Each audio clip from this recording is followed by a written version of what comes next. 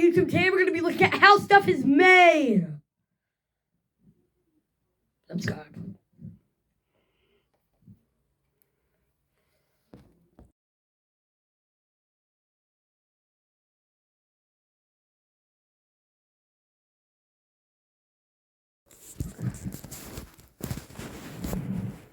Let me turn the screen.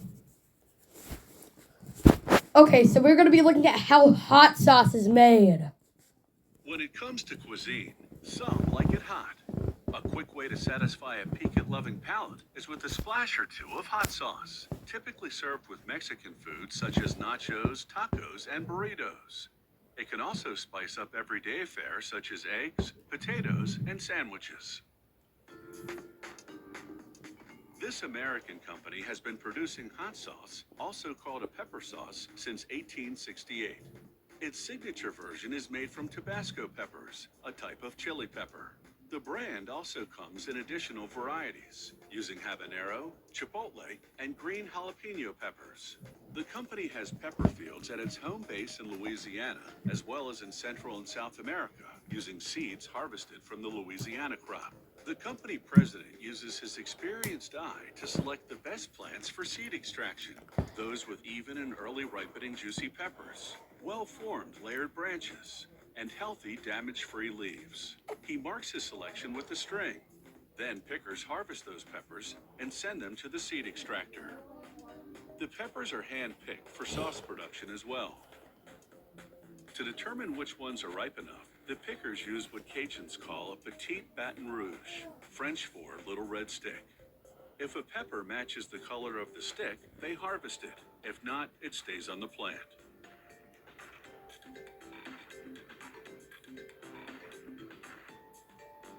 It's labor-intensive, but ensures only the perfect peppers go into the sauce. Wait, pause this real quick. Let's get to the point. The barrels now go to the warehouse, where the mash ferments and ages for 3 years. Fermentation releases carbon dioxide gas, which forces liquid out through a vent hole in the top of the barrel. The salt absorbs the liquid and hardens. After the 3-year fermentation and aging period, they break up the salt and open the barrel.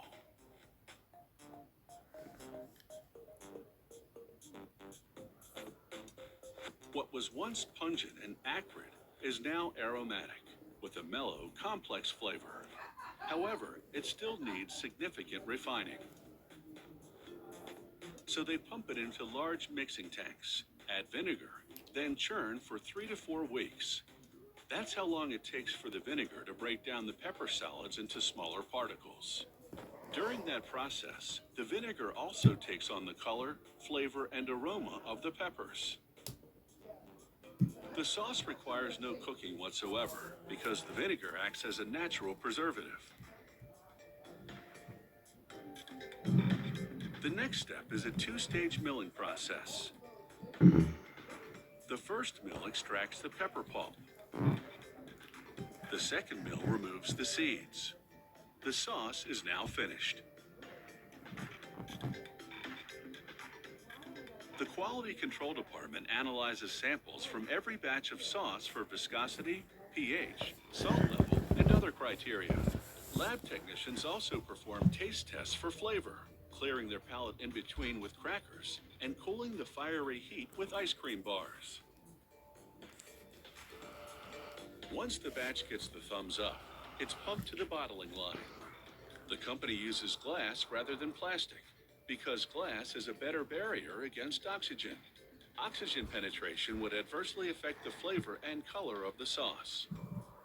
The capping machine twists on a plastic screw cap.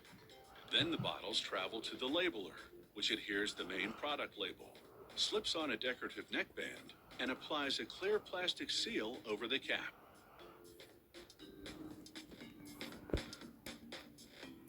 Hot off the production line and ready to go. Okay, so that was how hot sauce was made. Let's go to another. Okay, so this is how bubble gum is made. Chewing gum dates back to the ancient Greeks who chewed resin from trees. Modern chewing gum was patented in the US in 1869 by, believe it or not, a dentist. In 1928, another American invented bubble gum. Bubble gum comes in gumballs of all colors and sizes. But for blowing bubbles, nothing beats the chewy, gooey pink stuff in the twist wrap.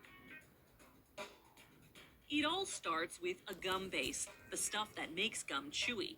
Traditionally, the base came from tree resin.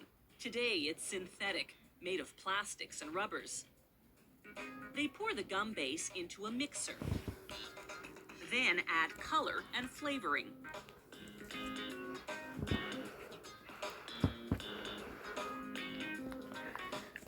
As it begins mixing, they pour in glucose syrup, a sweetener. Because it's liquid, it helps keep the gum base soft.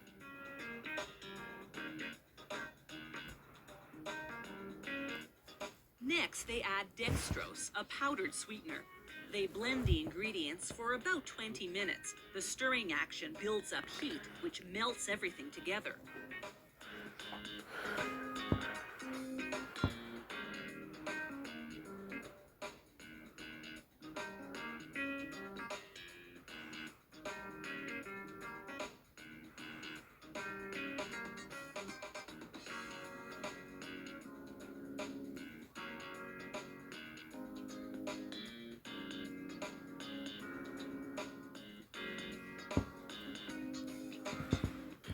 The mixture's ready when it reaches the consistency of bread dough.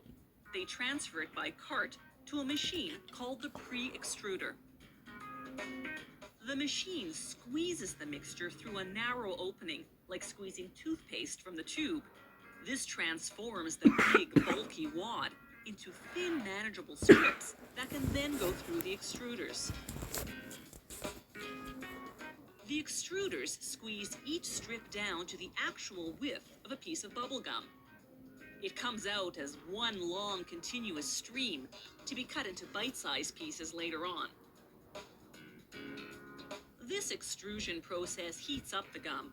If they were to cut and wrap it now, it would stick to the wrapper. So the next stop is a cooling chamber. The gum goes in for 15 minutes at between 3 to 7 degrees Celsius.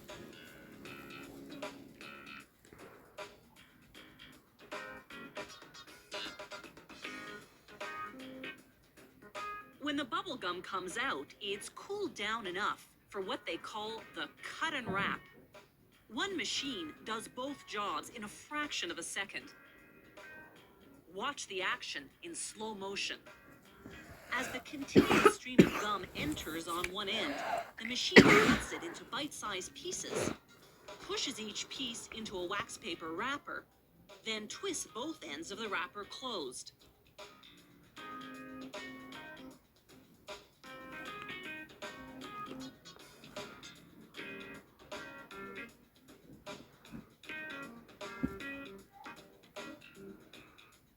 Here's the slow motion replay from a different angle.